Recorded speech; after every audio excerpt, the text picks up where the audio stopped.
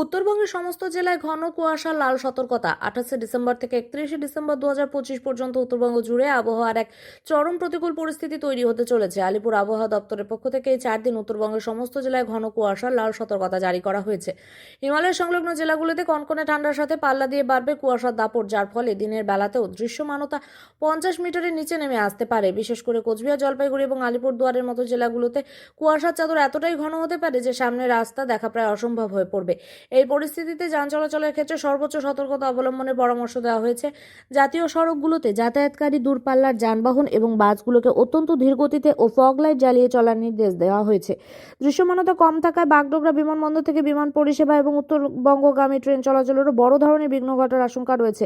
যারা এই সময়ে পাহাড় ভ্রমণে গিয়েছেন বা ট্রেকিং ও পর্বতারোহণের পরিকল্পনা করছেন, তাদের জন্য পরিস্থিতি অত্যন্ত ঝুঁকিপূর্ণ হতে পারে। পাহাড়ি বাগগুলোতে কুয়াশার কারণে দুর্ঘটনা ঘটার প্রবল সম্ভাবনা থাকে, তাই পর্যটকদের অযথা বাইরে না বেরোনোর পরামর্শ দেওয়া হচ্ছে।